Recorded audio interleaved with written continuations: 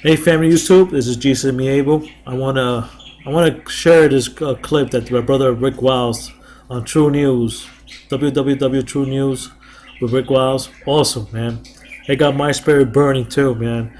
And this should be burned. This should burn you. And if this doesn't burn you, you're not a real American. I'll be honest with you, you're not a real American. All right. This should make everybody burn up. We have to stand up for World War II veterans. They fought a war to set us free after we got attacked in Pearl Harbor. We defeated the Nazis, right? We got rid of a dictator, and then we have a dictator as a president. We need to stand up as Americans, whether you're a civilian or a military personnel, a retired military personnel, a retired police officer, or still in the police force, whatever paramilitary you have, whatever military background you have, whatever kind of law enforcement background you have, retired or not retired, you should stand up for your country.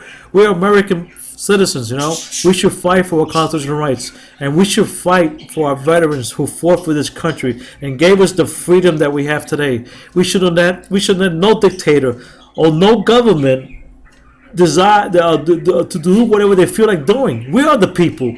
We have the right to overturn this government, and we need to stand up. Rick Wiles should not be the only person standing up for the American people. We should stand behind Rick Wiles, and we should stand behind our World War II veterans. Let's make it loud and clear to the government that we're not appreciating what they're doing for the people. We are the people that govern this land, and not the government. Stand up like Rick Wiles stand up and proclaim this rant. And I applaud him for doing this. And so I pray that you do the same. Whatever you do, stand up, spread this news. We had enough of this government, this so-called Democratic Republican. We had this nonsense running our government down to the dirt. Let's just stand up with Rick Wiles. Let's stand up for our World War II veteran. This is what it's all about. Let's stand up for our veterans that fought for our freedom in World War II. And that's why we had a nice prosperity run for a while.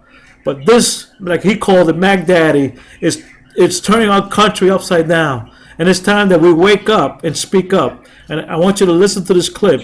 It blew me up. I hope it blows you up, and spread this news. And let's stand up for our World War II veterans. Elderly World War II vets, most of them in their late 80s and early 90s, arrived yesterday to visit the memorial. They were told by National Park Police that the park was closed because of the government shutdown.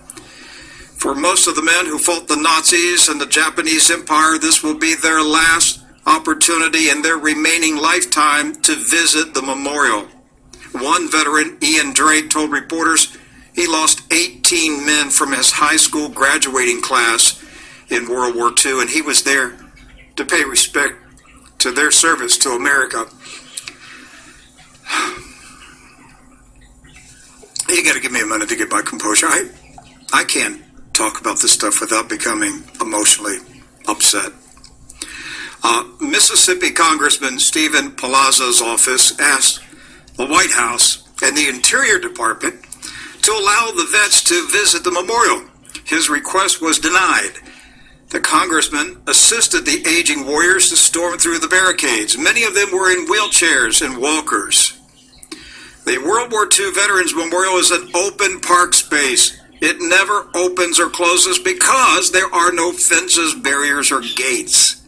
The National Park Police monitors the memorial, but does not restrict access since the park is open space. People may visit the memorial at any hour of the day, any day of the week.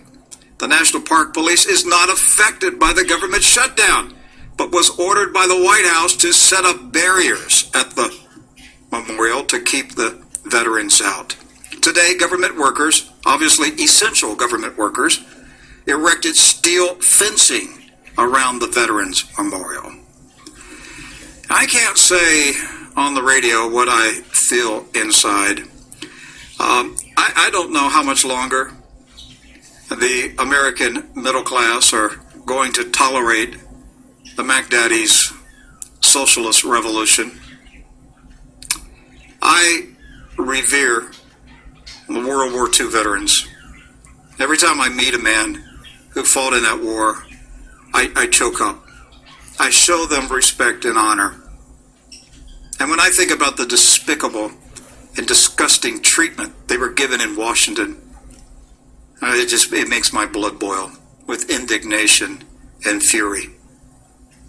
I grieve in my heart because these brave men who defeated the Nazis and the Japanese Imperial Army have lived this long to see the nation that they love fall to such a low state. And I can only pray that God takes them out of here before this nation completely collapses. They don't need to witness it. God have mercy on them. If Barack Obama was a real American citizen, if he were a real patriot, if he truly loved America, if he honored what our vets did for us, he would have personally been at the memorial to escort those aging warriors through the park. Instead, he or one of his appointed vermin instructed the park police to put up fences to block off old men in walkers and wheelchairs from visiting the memorial that was built to them. It's their memorial. It's not Obama's memorial.